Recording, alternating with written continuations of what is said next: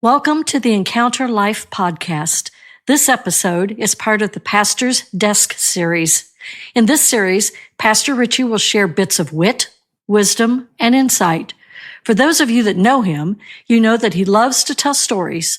He loves to bring his listeners along as he crafts simple and relatable stories to illustrate spiritual truths. Be sure to hang around for the conclusion of Pastor's Desk.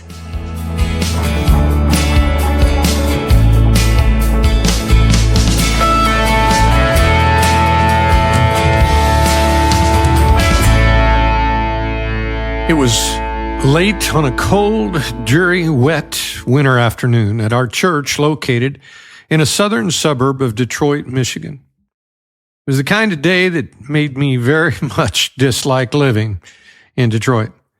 Trees stood barren.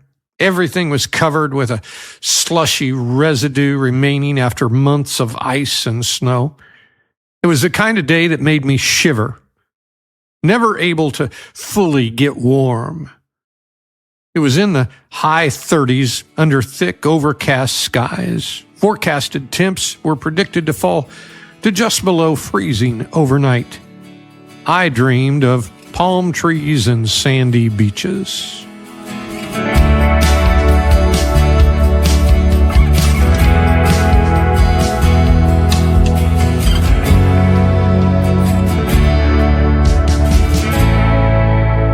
Good morning, friends, and welcome to another episode of Encounter Life.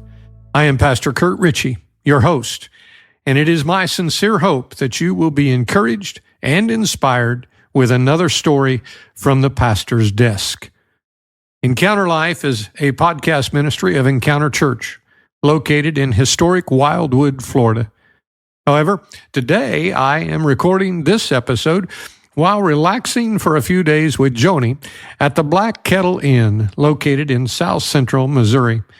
This ranch-style Airbnb sits nestled in the heart of the rolling hills of the Ozarks. While visiting our family, I am enjoying having the opportunity to spend some quiet time writing and recording content for the podcast. Thank you, each one, for sharing this journey with us. We love you all. Now, let's get to it.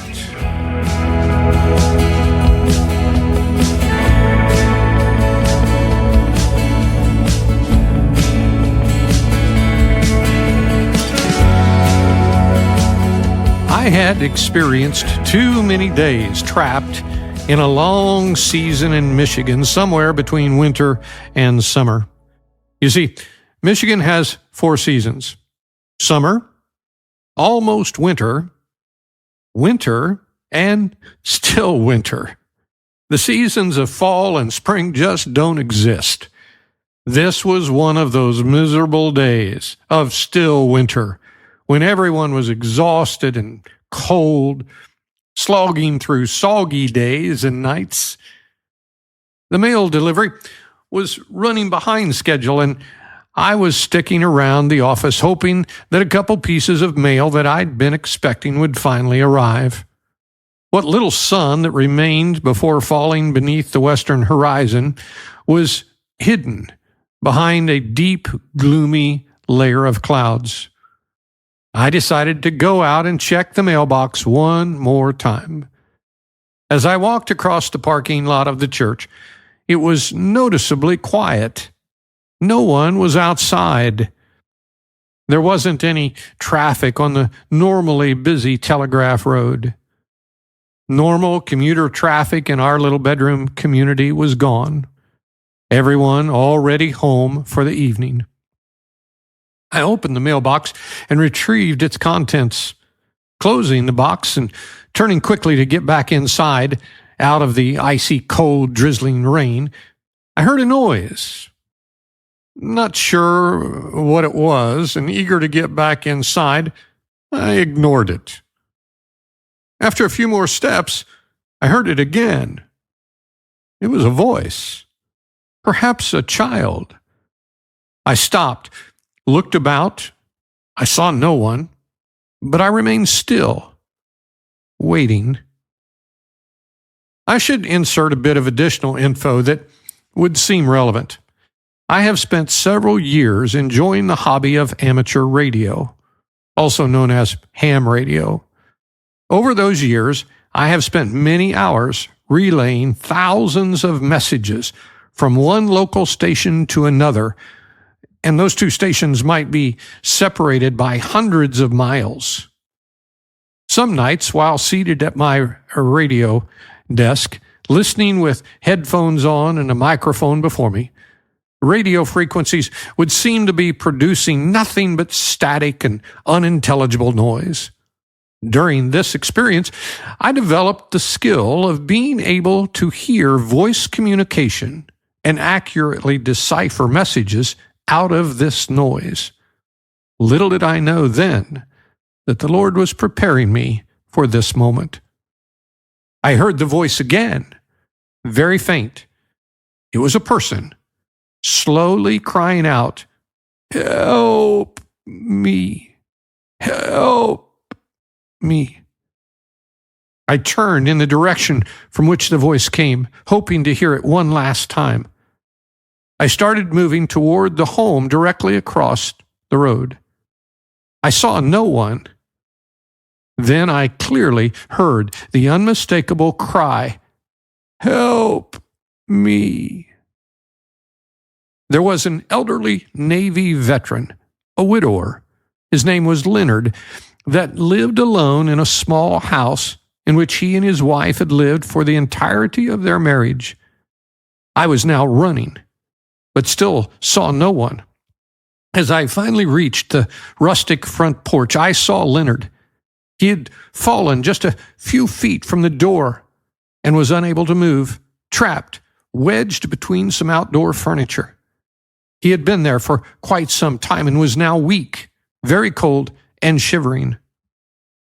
When he saw me retrieving the mail just moments before and realizing that I might be his last opportunity for obtaining help, he spent all of his energy to get my attention. If he had failed, or if I had not heard him, if I had chosen my own comfort and convenience over pausing to listen, there is no doubt he would have most likely perished from hypothermia as the temperatures collapsed throughout the night. The story had a happy ending. I was able to get Leonard back inside, and once inside, I helped him to get warmed up. Leonard was going to be okay. Why does Leonard's story matter to us here at Encounter Life? What can we learn? Obviously, there is a being a good neighbor aspect to the story. We could have a conversation about loss and loneliness, the kind that is suffered by surviving spouses. However, I would like to use the story about my friend Leonard to illustrate a very clear instruction from the Bible given to us from Jesus' half-brother, Jude. Toward the end of Jude's letter, he gives a short list of instructions to believers. In verse 20, he begins this list with these words, "But you, beloved, build yourselves up in your most holy faith." In the life of every Christian, there must be a thoughtful and purposeful dedication to being self-motivated and deliberate in our efforts to grow, to get stronger, to not play the part of the victim, making excuses for our laziness and our lackluster devotion to our calling. Verse 21 begins with, "Keep yourselves in God's love." This, too, is not as simple as it sounds. This is serious instruction for those who are serious about the Christian life. There is a lot of controversy in our current culture about what love looks like. Paul gives a very good definition of love in 1 Corinthians 13. In this teaching, however, he outlines what love does and does not do. The emphasis found in Jude is not so much about trying to define what love is or does. It seems to be more about the need to keep ourselves in God's love. What pulls you away from living within the boundary of God's love? What keeps you from keeping yourself in God's love? Whatever influences you to abandon love has the power to imprison you in bitterness, jealousy, unforgiveness, self-righteousness, and more. There is a final flourish of instruction that includes having mercy upon those who doubt. And now is when I want you to listen carefully. We are instructed to snatch others from the fire, or, in the case of my story about Leonard, snatch others from the freezing cold. Snatch others from the pain of loss, of abandonment, of loneliness. Snatch others from addictions and self-destructive behaviors. Snatch others from the pit of disappointment and indifference. If we are going to successfully rescue these people and others, we must hear their cry for help. We have to be able to identify their cry in the midst of overwhelming static and noise. We have to adjust the filters which enable us to hear their cry for help. Imagine brave firefighters that enter burning buildings to snatch others from the fire. Surrounded by the roar of the flames and the hissing of their breathing apparatus, blinded by thick smoke, they push deeper into collapsing structures. They call out and then listen for a reply. Perhaps a small child that has hidden themselves because of fear. An injured person that cannot escape the flames on their own. The sound of someone choking and unable to even call out the words, "Help me." Once the firefighter finally locates that person, does he ask a long list of qualifying questions? Does he attempt to determine if they are worthy to be rescued? Is there a list of disqualifying sins or behaviors that would cause the firefighter to abandon someone to the flames? The answer to these ridiculous questions, of course not. Absolutely not. So, if the firefighter doesn't, then, church, why do we? My friend, we are called to rescue people from the flames. We are all spiritual firefighters. It is not our job to pre-qualify people, to investigate their worthiness. We are called to rescue them.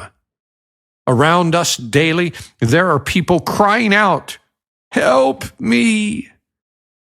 In the bustling marketplace, "Help me!" In schools, "Help me!" In noisy factories, "Help me!" In the local diner, the short order cook that fixes your omelet, your biscuits and gravy, the single mom waiting tables to pay rent, the rich man that has discovered that his riches can't provide him with a way to fill that emptiness down deep in his heart. Help me! In nursing homes and assisted living facilities in every town, help me!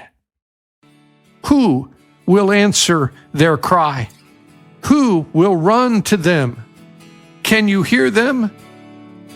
Help me. Help me.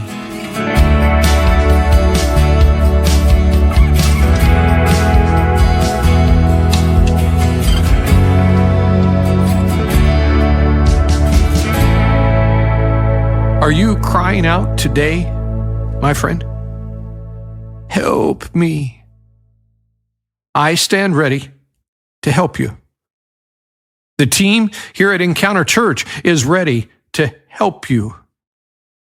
Call us at 352-399-2132. You can also reach us by email at encounterstudiosfl @gmail.com. Let me repeat it, encounterstudiosfl@gmail.com. We stand ready to help you. Thanks for listening today. I am so grateful that you have taken a few minutes of your valuable time to be a part of Encounter Life. If we have encouraged you, if you have found today's episode to be a blessing, please, I encourage you to share this show with your family and friends. Thanks again. And remember, one encounter with Jesus can change everything.